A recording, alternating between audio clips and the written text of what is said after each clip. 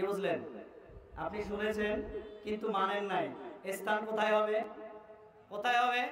জাহান্নাম। আল্লাহ সুবহানাহু ওয়া তাআলা পরকালে দুইটা জায়গা লিপিবদ্ধ করে রেখেছে, একটা হচ্ছে জান্নাত আর একটা জাহান্নাম। যদি শুনে মানতে পারেন জান্নাত নিশ্চিত ইনশাআল্লাহ, আর যদি শোনার পরেও না মানেন তাহলে জাহান্নাম নিশ্চিত ইনশাআল্লাহ। দুটাতে ইনশাআল্লাহ, তাই তো? আল্লাহ সুবহানাহু ওয়া তাআলা আমাদের সকলকে যা আলোচনা শুনবো সেই আলোচনা শুনে মানার চেষ্টা করবো। আল্লাহ তৌফিক দান করুন, আল্লাহুম্মা আমিন। সংক্ষিপ্তভাবে আলোচনা করার চেষ্টা করব আজকে আমাদের বক্তাদের ত্রুটি কোথায়। আমাদের বক্তাদের, যারা আমরা বক্তব্য দিয়ে বেড়াই, তাদের ত্রুটি কোথায়?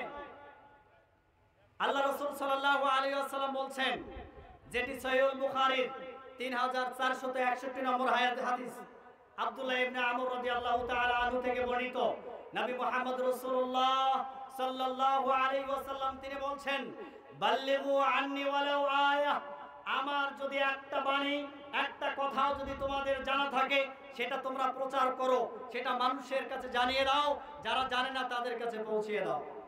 করি এই কাজটা আমরা তো অনেক কিছুই জানি, জেনেও আমরা করি না। আল্লাহ সুবহানাহু ওয়া তাআলা ধরবেন ইনশাআল্লাহ, কিয়ামতের দিন ধরবেন। জানার পরে কেন আপনি বললেন না? হতে পারে আপনি আলেম নন, কিন্তু আপনার তো কিছু হাদিস জানা আছে, কোরআন হাদিস তো আপনার কিছু জানা আছে। হয়তো আপনি আরবিতে অনর্গল বলতে পারবেন না, রেফারেন্স দিতে পারবেন না, কিন্তু বলতে তো পারবেন যে ডান হাতে পানি খাওয়া নিষেধ, ডান হাতে পানি খাওয়া উচিত, বাম হাতে পান করা নিষেধ, এটা তো বলতে পারেন। এটাও তো হাদিস। পারেন না? করেন কি? করতে হবে, করতে হবে। বাল্লিগু আন্নি ওয়ালাউ আয়া, তোমরা পৌঁছিয়ে দাও আমার যদি একটা কথাও তোমাদের জানা থাকে। এরপর হলো হাদিসু আন বানি ইসরাঈল ওয়ালা হারাজ, বানি ইসরাইলের কাহিনী বর্ণনা করো, এতে কোনো দোষ নেই। মুসা আলাইহিস সালাম, ইব্রাহিম আলাইহিস সালাম, সুলাইমান আলাইহিস সালাম, দাউদ আলাইহিস সালাম, এদের বর্ণনা করে যাও, কোরআন হাদিসে আছে, এগুলো বর্ণনা করো। এরা বানি ইসরাইল, এদের বর্ণনা করলে তাতে কোনো সমস্যা হবে না। কিন্তু আমাদের বক্তারা করে কি?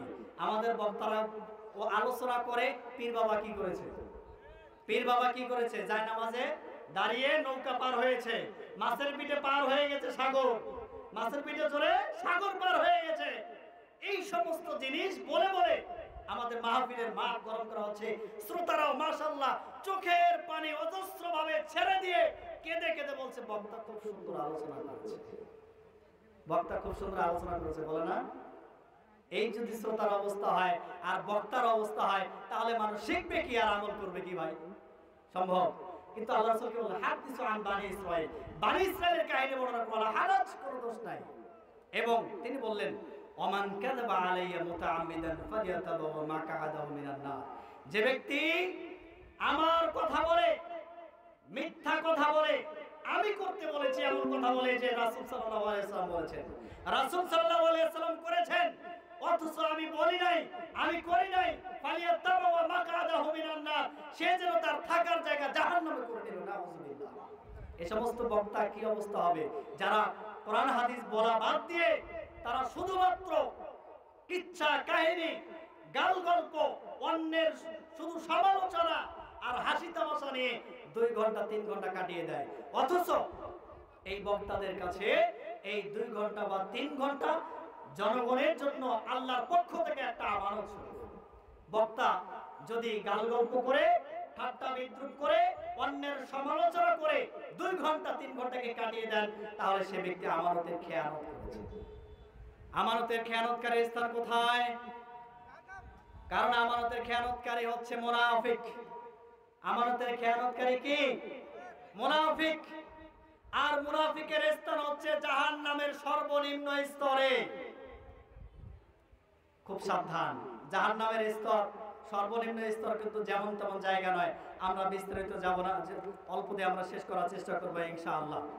হে প্রিয় ভাই, আলোচনার নামে ওই যে বলছি বক্তাদের ত্রুটি, যে বক্তারা ভাইরাল হওয়ার নেশায় আছে। বক্তারা ভাইরাল হয় এই কারণে যে শ্রোতারাও চায় ভাইরাল বক্তা। আয়োজক কমিটি খোঁজে, যারা আয়োজন করে এরা এই কমিটিগুলো খোঁজে ভাইরাল বক্তা কোথায়, তাকে আনতে হবে। তো যেহেতু শ্রোতারও চাহিদা ভাইরাল বক্তা, আয়োজক কমিটির চাহিদা ভাইরাল বক্তা, এজন্য বর্তমানের বক্তারাও চেষ্টা করে ভাইরাল হওয়ার জন্য। এরা কোরআন হাদিসের রিসার্চ বাদ দিয়ে দিয়েছে। এরা ভাইরাল হওয়ার জন্য কি করে? এরা দেখে ভাইরাল বক্তার কণ্ঠকে নকল করার চেষ্টা করে। মিজানুর রহমান আজহারি তো আলোচনা করে অনেক সুন্দর মাশাআল্লাহ, কিন্তু নকল মিজানুর রহমান আজহারির সংখ্যা অনেক বেড়ে গেছে। বাড়ে নাই? বাড়ে নাই? হাফিজুর রহমান সিদ্দিকী কুয়াকাটা তিনি আলোচনা করেন তার মতো, কিন্তু হাফিজুর রহমান সিদ্দিকী কুয়াকাটার মতো আরো অনেক কুয়াকাটা বের হয়ে গেছে। বের হয়েছে কিনা? কারণ এদের নেশা হচ্ছে কণ্ঠ নকল করে ভাইরাল হওয়া। ভাইরাল হতে পারলেই আমাকে দাওয়াত করবে। আবার দেখেন নকল বক্তা বের হয়ে গেছে। ওই যে আছে না আমির হামজা, মুফতি আমির হামজার নকল আছে না নাই? এগুলো কি কিসের জন্য করে তারা? তারা ভাইরাল হওয়ার নেশায় করে। যখন মুফতি আমির হামজা জেলখানায়, তখন এই ভাইরাল বক্তা দিয়ে তার ঠেকা কাম চালানো হয়েছে। ঠিক কিনা? যে ঘর তো ভেঙে যাচ্ছে, আমি তো সিঁড়ি দিয়ে খুঁটি দিতে পারছি না, কোনো মতে বাস দিয়ে একটু ঠেকা দিয়ে দেই। এই যে ভাইরাল বক্তার কাজ। মিজানুর রহমান আজহারি ওনাকেও নকল করছে, কণ্ঠ নকল করে তারা ভাইরাল হওয়ার চেষ্টা করে, এবং তারা হয়। কারণ আল্লাহ সুবহানাহু ওয়া তাআলা তার কাছে যে যতটুকু চায় আল্লাহ সুবহানাহু ওয়া তাআলা তাকে দেয়। কেউ যদি দুনিয়া চায় তাকে আল্লাহ সুবহানাহু ওয়া তাআলা দুনিয়া দেয়, কেউ যদি আখিরাত চায় তাকে আল্লাহ সুবহানাহু ওয়া তাআলা আখিরাত দেয়। কারণ বুখারীর প্রথম হাদিস যেটা আল্লাহ রাসূল সাল্লাল্লাহু আলাইহি ওয়াসাল্লাম বলেছেন, ওমর ইবনে খাত্তাব রাদিয়াল্লাহু তাআলা আনহু থেকে রাসূল সাল্লাল্লাহু আলাইহি ওয়াসাল্লাম বলেছেন, ইন্নামাল আ'মালু বিন্নিয়াত। প্রত্যেকটা কর্মের কর্মফল প্রতিদান তার নিয়তের উপর নির্ভরশীল। যে ব্যক্তি যেই নিয়ত করে সেই নিয়তই তার পরিপূর্ণ হয়। তো কেউ যদি দুনিয়া অর্জনের জন্য চেষ্টা করে তাহলে আল্লাহ সুবহানাহু ওয়া তাআলা তাকে দুনিয়াই দেয়, আর কেউ যদি আখিরাত লাভের চেষ্টা করে সেই নিয়ত করে আল্লাহ সুবহানাহু ওয়া তাআলা তাকে সেটাই দিবেন ইনশাআল্লাহ। আমরা কি চাই? দুনিয়া না আখিরাত? রব্বানা আতিনা ফিদ দুনিয়া হাসানা ওয়া ফিল আখিরাতি হাসানা ওয়া কিনা আযাবান নার। হে আল্লাহ, হে আমার প্রতিপালক, আতিনা ফিদ দুনিয়া, আপনি এই দুনিয়াতে আমাকে দান করুন, আমাদেরকে দান করুন হাসানা, কল্যাণ, ওয়া ফিল আখিরাতি হাসানা, এবং পরকালেও কল্যাণ দান করুন, ওয়া কিনা আযাবান নার, এবং আমাদেরকে জাহান্নামের শাস্তি থেকে রক্ষা করুন বলে আল্লাহুম্মা আমিন। এটাই যেন আমাদের উদ্দেশ্য হয়। তাহলে বক্তা শ্রোতার ব্যাপারে আমরা বুঝলাম, আয়োজক কমিটি সম্পর্কে আমরা জানলাম। কারণ বক্তা যখন বক্তব্য দিবে তার উচিত হবে কি করা? কোরআন হাদিস শ্রোতাদের সামনে উল্লেখ করা, পেশ করা, এবং শ্রোতাদের উদ্দেশ্য কি হবে? বক্তার সেই কথাগুলো শ্রবণ করে ইলম নিয়ে ঈমান, আকীদা, আখলাক এগুলো ঠিক করতে হবে।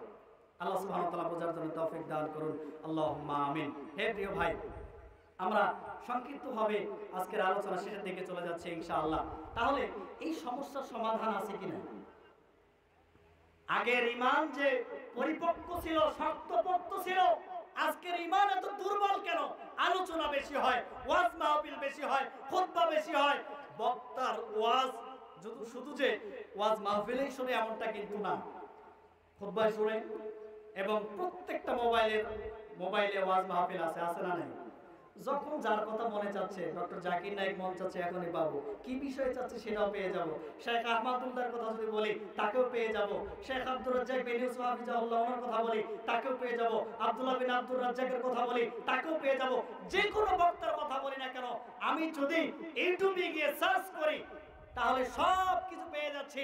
তাহলে ওয়াজ মাহফিল আমার পকেটে, ওয়াজ মাহফিল আমার কি পকেটে, কোরআন হাদিস আমার পকেটে। এর পরেও হেদায়েত হচ্ছে না, তো এই হেদায়েতের উপায় আছে কিনা? পৃথিবীতে এমন কোন সমস্যা নেই যার সমাধান নাই। পৃথিবীতে এমন কোন সমস্যা নেই যার সমাধান নেই। অবশ্যই এর সমাধান আছে। সমাধান কি? আমরা বলবো ইনশাআল্লাহ। তাহলে আমরা যদি আমাদের ঈমানী চেতনাকে আগের মতো উজ্জীবিত করতে চাই, আগের মতো শক্তিশালী করতে চাই, তাহলে আমাদের সর্বপ্রথম যেটা করতে হবে সেটা হচ্ছে ইখলাস অবলম্বন করতে হবে। কি করতে হবে? ইখলাস। কি? ইখলাস অবলম্বন করতে হবে। এখানে সর্বস্তরের ব্যক্তিদের তারা নিজেরাই প্রশ্ন করবে যে কি উদ্দেশ্যে, কমিটিরা চিন্তা করবে, যে বলবে যে আমি কি উদ্দেশ্যে মাহফিল করছি, আমি কি উদ্দেশ্যে মাহফিল করছি। বক্তারা বলবে আমি কেন আজকে এখানে আলোচনা করতে এসেছি, এবং শ্রোতারা বলবে আমি কি উদ্দেশ্যে আজকে আলোচনা শুনছি। আমার কথা বুঝতে পারছেন? কথা কি বোঝা যায়? তাহলে উদ্দেশ্য বুঝতে হবে, কেন আমি আয়োজন করছি, বক্তা বলবে কেন আলোচনা করছি, শ্রোতা বলবে কেন আমি আলোচনা শুনছি। এখন এই উদ্দেশ্য যদি থাকে তাহলে অবশ্যই উদ্দেশ্য কি হবে ভাই?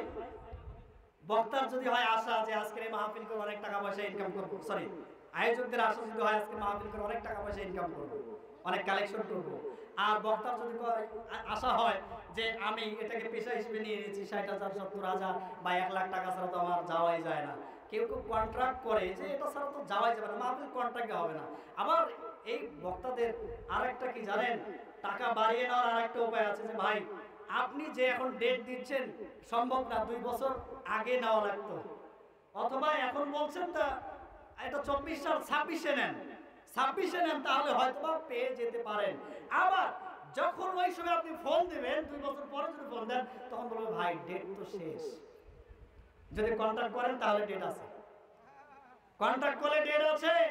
আবার কন্ট্যাক্ট করতে গেলে তাকে অ্যাডভান্সও দিতে হবে, অ্যাডভান্স দিতে হবে যে সে প্লেনে করে আসবে, গাড়িতে করে যাবে, আগে অ্যাডভান্স দিতে হবে, গাড়ি ভাড়াটা আগে, এরপর বাকিটা বুঝিয়ে দিবেন, এরপর মাহফিল থেকে চলে যাবে। বুঝতে পারছেন? এটা হচ্ছে মাহফিলের আমাদের বক্তাদের অবস্থা। এরপরে আসুন, আয়োজকদের সর্বপ্রথম যে কাজটা করতে হবে সেটা হচ্ছে যে ভালো বক্তা নির্বাচন করতে হবে। আলহামদুলিল্লাহ আজকে আমরা ভালো একজন বক্তাকে পেয়েছি, আলহামদুলিল্লাহ। তো আয়োজকরা ভালো একজন বক্তার ব্যবস্থা করবে যার কথা শুনলে, যার আলোচনা শুনলে মনের ভিতরে ভয় চলে আসবে, আল্লাহর তাকওয়া, আল্লাহ ভীতি অন্তরে চলে আসবে, দিন পালনে আমরা ব্রতী হয়ে যাব। যিনি নিজে আল্লাহ ভীরু হবেন, যিনি কোরআন হাদিস বলবেন, আকীদা এবং সহিহ মানহাজের কথা বলবেন, এমন বক্তাকে নির্বাচন করতে হবে। গোমরা কোনো বক্তাকে দাওয়াত দেওয়া যাবে না, ভাইরাল কোনো বক্তাকে দাওয়াত দেওয়া যাবে না। কারণ অযোগ্য ভাইরাল বক্তা দিয়ে মাহফিল জমানো সম্ভব, লোক সমাগম করা সম্ভব, কিন্তু কোরআন হাদিস মানুষের সামনে পেশ করা সম্ভব নয়, এতে কোনো উপকার হবে না। মাহফিলদের আরো একটি কাজ করতে হবে মাহফিল কমিটির, সেটা হচ্ছে যে এই যে মাহফিলকে উদ্দেশ্য করে মেলা করা হয়, ওই যে দোকান খামার না বসলে হয় না। অনেক মাহফিল কমিটি আছে যে দোকানদারদের কাছ থেকে তারা কালেকশন করে টাকা নেয়, যে দোকান বসাতে টাকা দিতে হবে। তো এই মাহফিল কমিটি তো ওই দোকানদারকে কিছু বলতেই পারবে না, অসম্ভব, কারণ সে তো টাকা নিয়ে নিছে, চুক্তি করে নিয়ে নিয়েছে। এই তো মাহফিল কমিটিদের সমস্যা। মাহফিল কমিটিদের সাবধান থাকতে হবে যে এই মাহফিলে, অন্যান্য দিন তো ব্যবসা করে দোকানদার করে না, এই দিনে কোনো ব্যবসা চলবে না, কমপক্ষে মাহফিলের যে এরিয়া, এই এরিয়া কোনো ব্যবসা চলতে পারে না, এটা করা যাবে না। 3 নম্বর, নিজে পরিবর্তন হওয়ার ইচ্ছা থাকতে হবে। আমরা আলোচনা শুনতে এসেছি পরিবর্তন হওয়ার লক্ষ্যে, পরিবর্তন হওয়ার লক্ষ্যে না কেউ কোন আশায় এসেছি বলেন তো? যে আব্দুর রাজ্জাক বিন ইউসুফ এই এলাকায় কোনোদিন আসে নাই, সেই আব্দুর রাজ্জাক বিন ইউসুফকে দেখার জন্য এসেছি। কিসের জন্য এসেছি? পরিবর্তন হওয়ার জন্য। কি পরিবর্তন হবে? যেটা আমি জানি না, এতদিন যে বিষয় আমি অজ্ঞ ছিলাম, সেই বিষয়টা জেনে আমি আমাকে পরিবর্তন করব। আমার ঈমানের মধ্যে যে ভেজাল রয়েছে, এই ভেজালকে আমি দূরীভূত করব। আমার আখলাকে যে সমস্যা রয়েছে, এই সমস্যাকে আমি দূরীভূত করব। আমার আমলে যে ত্রুটিগুলো রয়েছে, এই ত্রুটিগুলোকে আমি সংশোধন করব। এই লক্ষ্যে এসেছি নাকি অন্য কোনো লক্ষ্যে এসেছি? আমরা নিজেকে পরিবর্তন করার চেষ্টা করব। অনেকেই বলে ভাই আমাদের জন্য দোয়া করো না কেন? আমি আমার ভাইদের কথাই বলি, আমার আত্মীয় স্বজনদের কথাই বলি, যে আত্মীয় স্বজন ভাইদেরকে যদি বলি ভাই সালাত পড়েন না কেন,